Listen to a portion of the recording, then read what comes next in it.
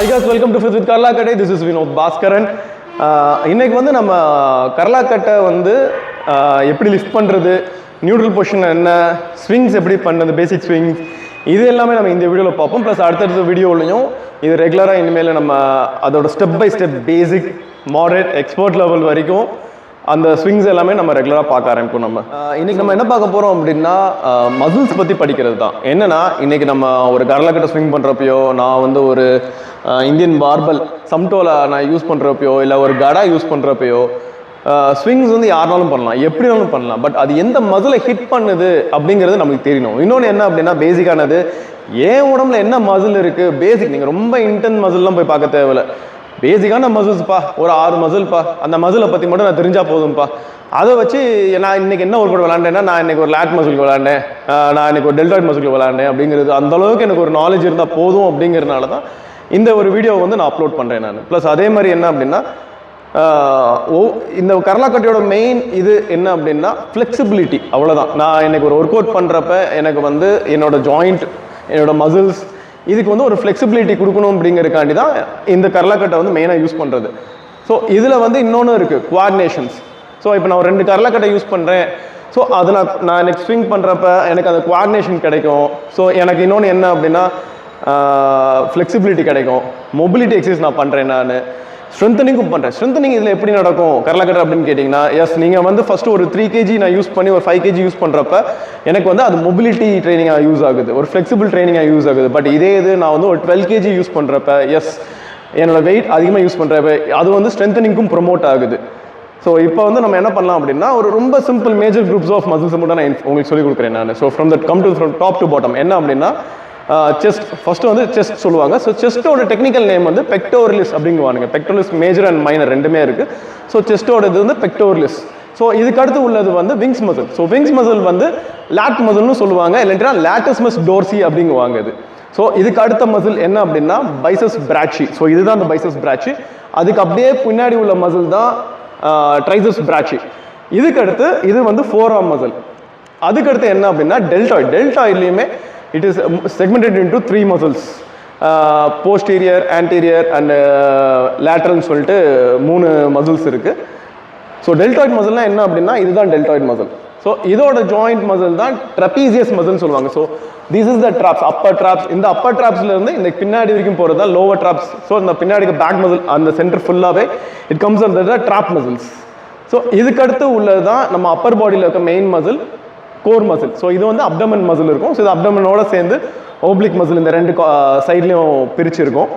இதுக்கடுத்து வர லோவர் பாடியில் வந்து நீங்கள் வந்து ஃப்ரண்ட்டில் வர மசில்ஸ் வந்து குவாட்ரிசெப்ஸ்ன்னு சொல்லுவாங்க. ஸோ இந்த குவாட்ரிசெப்ஸ் ஏன் சொல்கிறாங்க அப்படின்னா குவாட்ரிசெப்ஸில் 4 மசில் ஸ்பிளிட் ஆகி கிடக்கும்.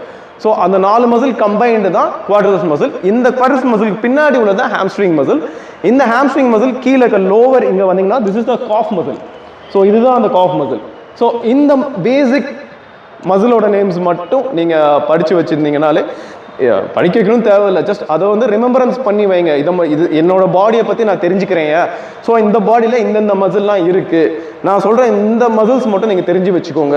ஸோ நீங்கள் அடுத்து வர கர்லா கட்டா ஒர்க் அவுட்டில் வந்து என்ன ஒர்க் அவுட் பண்ணுறப்ப எந்த மசில் அது ஹிட் ஆகுதுன்னு முதற்கொண்டு நான் உங்களுக்கு டீட்டெயில் எக்ஸ்பிளைன் பண்ணுறேன். So it be easier for you to know about the workouts and know about the muscles what we are hitting during the workouts. So இப்போ வந்து கர்லா கட்டை அப்படின்னா என்ன அப்படின்னா அது வந்து ஒரு உடன் லாகை வந்து நம்ம வந்து ஹோல்ட் பண்ணுறதுக்காண்டி ஒரு சின்ன ஒரு மேலே ஒரு ஷார்ட் கிரிப் ஒன்று கொடுத்துருக்காங்க. அது போக அது அப்படியே சிலிண்ட்ரிக்கல் ஷேப்பில் பெருசாகும். ஸோ இதுதான் கர்லா கட்டை. இந்த கர்லா கட்டை வந்து என்ன யூஸ் அப்படின்னா அந்த காலத்தில் வந்து நீங்கள் ஒரு கத்தி சண்டை போடுறதுக்கோ இல்லாட்டி ஒரு கடா வச்சு ஃபைட் பண்ணுறப்பையோ ஸோ இது வச்சு தான் ப்ராக்டிஸ் பண்ணுவாங்க, இந்த கர்லா கட்டை வச்சு தான் ப்ராக்டிஸ் பண்ணுவாங்க. ஸோ இப்போ என்ன அப்படின்னா இந்த கர்லா கட்டை வந்து நம்ம வந்து திரும்பி போய் அந்த காலத்தில் வந்து இது ஃபைட் பண்ணாங்க, அதுக்கு ப்ராக்டிஸ் பண்ணாங்க, அப்போ நானும் என்ன ஃபைட் பண்ண, அதெல்லாம் நத்திங். இது மெயினாக எதுக்குன்னா என்னோட மொபிலிட்டி இன்க்ரீஸ் பண்ணும். இப்போ இந்த கர்லா கட்டைக்குரிய இந்த ஒரு எக்யூப்மெண்ட் மட்டும்தான் 360 டிகிரி ஒரு ரொட்டேஷன் கொடுக்கறதுக்கு வந்து இது மட்டும் தான் ஹெல்ப் பண்ணும். வேறு எந்த எக்யூப்மெண்ட்ஸும் 360 டிகிரி உங்கள் ஒரு ரோட்டர் கஃப் நான் ரொட்டேட் பண்ண போகிறேன், ஒரு 360 மூவ்மெண்ட் பண்ண போகிறேன், ஒரு 360 டிகிரி ஸ்விங் கொடுக்க போகிறேன். இது எல்லாமே இதில் தான் சாத்தியமாகும், வேறு எதுலையுமே நம்ம பண்ண முடியாது ஆக்சுவலாக. ஸோ இது வந்து என்ன பண்ணுன்னா, ஒன்று உங்களுக்கு வந்து மொபிலிட்டி கொடுக்கும். எனக்கு வந்து இப்போ ஒரு ஜஸ்ட் ஒரு சின்ன ஒரு இந்த இது கொடுக்குறேன் நான். ஸோ சர்டன் ஏஜில் வந்து ஐ கெட்ஸ் பெயின். ஸோ நான் ஒர்க் அவுட் பண்ணல, எதுவுமே பண்ணல, ஜஸ்ட் நான் ஒரு நார்மல் ஹவுஸ் ஹோல்டுக்குரிய வேலை மட்டும் தான் பார்க்குறேன் அப்படிங்கிற பீப்புளுக்கு வந்து அவங்களோட மொபிலிட்டி வந்து இன்க்ரீஸ் பண்ணுறதுக்கு எல்லாத்துக்குமே இது யூஸ் ஆகும் உங்களுக்கு. ஏன்னா ரொம்ப பெரிய வெயிட்லாம் எடுக்கணும்னு தேவையில்லை. ஸ்டார்ட் வித் 3 kg 4, 5 இந்த மாதிரி உங்கள் பாடி வெயிட்டுக்கு ஏற்ற மாதிரி நீங்கள் வந்து இந்த கரலக்கட்டை யூஸ் பண்ணால் போதும். ஓகே, இப்போ வந்து கரலக்கட்டை ஹோல் நம்ம வந்து முதல்ல லிஃப்ட் பண்ணுறது எப்படிங்கிறத பார்க்கணும். ஸோ கரலக்கட்டை லிஃப்ட் பண்ணுறது வந்து என்ன டேரக்ஷனில் லிஃப்ட் பண்ணலாம், பட் நீங்கள் லிஃப்ட் பண்ணுறதுக்கு முன்னாடி that should be a swing, அவ்வளோதான். ஸோ நான் இப்போ வந்து இந்த ஸ்ட்ரைட் இதில் பண்ணுறப்ப I am giving a swing coming to the neutral position. So அதே மாதிரி நான் இறக்குறப்பையும் அதே மாதிரி தான் பண்ணோம். Go for a swing and down. So இதே மாதிரி நான் வந்து இந்த லெஃப்டில் ஸ்விங் பண்ணியும் நான் லிஃப்ட் பண்ணலாம், ரைட்டில் ஸ்விங் பண்ணியும் பண்ணலாம்.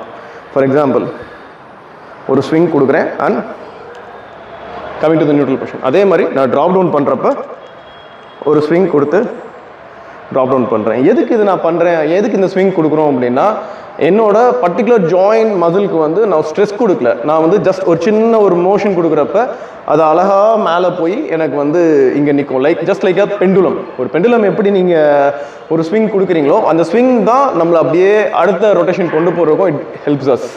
ஸோ அதே மாதிரி இப்போ நான் இந்த ஆப்போசிட் ஹேண்ட் பிடிக்கிறேன். ஸோ ஒரு swing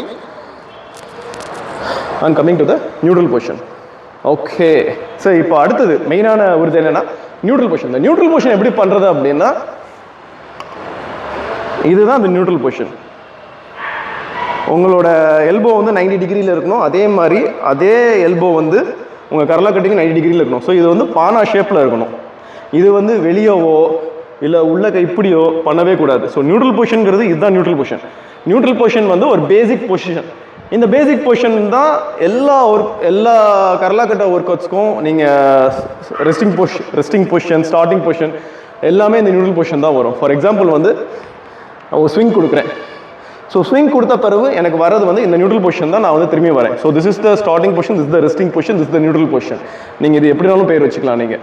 so start with this.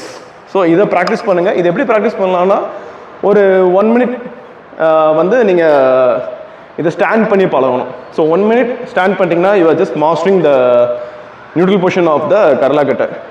So neutral பொசிஷன்னா என்ன அப்படிங்கிறத நம்ம பார்த்தோம். நம்ம இப்போ வந்து பேசிக் ஸ்விங்ஸ் பற்றி பார்க்கலாம். நம்ம பேசிக் ஸ்விங்ஸ் அப்படி என்னன்னா, நான் இந்த வீடியோவில் வந்து உங்களுக்கு நான் 2 பேசிக் ஸ்விங்ஸ் சொல்லி கொடுக்குறேன் நான். So okay, the first one is front and back swing. அடுத்த பேசிக் ஸ்விங் வந்து லெஃப்ட் அண்ட் ரைட். ஸோ இப்போ வந்து நான் ஃப்ரண்ட் அண்ட் பேக் வந்து சொல்லி கொடுத்தேன் நான். ஸோ இதுதான் neutral position. So neutral position வந்து இப்போ front and back. So front and back is this is front and this is back of me. So first வந்து நான் ரைட் சைடு என்னோட ரைட் ஹேண்ட் வச்சு நான் வந்து ஒரு சிங்கிள் இது பண்ணிட்டு இருக்கேன் நான். ஸோ இதே இது நான் அது ஃபினிஷ் பண்ண பிறகு ஐ எம் ஸ்விட்சிங் the grip to the left hand. So அதே மாதிரி front and back swing. So இது வந்து ஃப்ரண்ட் அண்ட் பேக் ஸ்விங். இந்த ஃப்ரண்ட் அண்ட் பேக் ஸ்விங் வந்து நான் கிரிப் ஷிஃப்ட் கூட பண்ணலாம் நான். இப்போ ஃபார் எக்ஸாம்பிள் கிரிப் ஷிஃப்ட் அப்படின்னா, நான் ஒரு ஸ்விங் முடிச்சுட்டு இந்த ரைட் ஹேண்ட்லேருந்து லெஃப்ட் ஹேண்ட் மாற்றி திரும்பி லெஃப்ட் சைட் முடிச்சு லெஃப்ட் ஹேண்ட்லேருந்து ரைட் ஹேண்ட் மாறுறது தான் அந்த கிரிப் ஷிஃப்ட். ஸோ இப்போ வந்து நான் கிரிப் ஷிஃப்ட் பண்ணுறேன் நான். இதே ஃப்ரண்ட் அண்ட் பேக்கில்.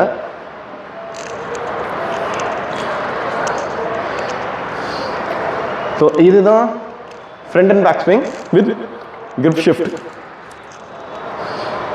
இது வந்து நீங்கள் எத்தனை ரெப்ஸ் பண்ணலாம் அப்படின்னா 25 ரெப்ஸ் பண்ணலாம். நீங்கள் சிங்கிளாக பண்ணுறீங்கன்னா ஃபஸ்ட்டு ரைட் ஹேண்டில் வச்சு ஒரு 25 ரெப்ஸ் பண்ணுங்கள். அதுக்கடுத்து லெஃப்ட் ஹேண்ட் வச்சு ஒரு 25 ரெப்ஸ் பண்ணுங்கள்.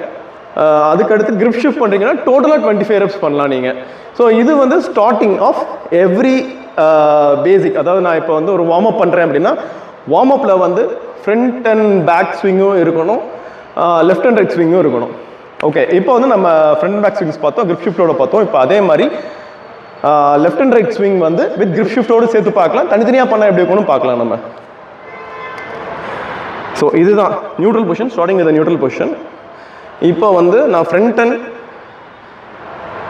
ஓகே, இப்போ வந்து நான் லெஃப்ட் அண்ட் ரைட் ஸ்விங், அதில் வந்து நான் ரைட் சைட் ஸ்விங் மட்டும் இப்போ பண்ணுறேன். ஸோ இது வந்து singular movement. So right side மட்டும் நான் சிங்குலர் மூமெண்ட் ஸ்விங் பண்ணிட்டு இருக்கேன் நான். இப்போ coming to the neutral position, அதே மாதிரி நான் ஸ்விட்ச் பண்ணுறேன் என் கிரிப்பை.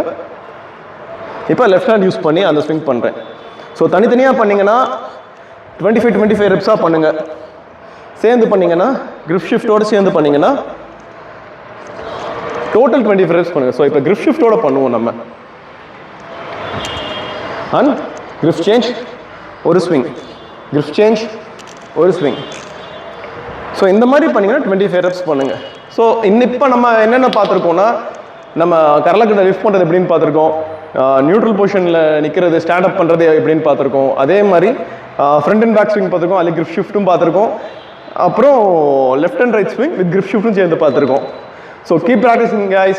See you on the next video. Until then, bye from Vinod Bhaskaran.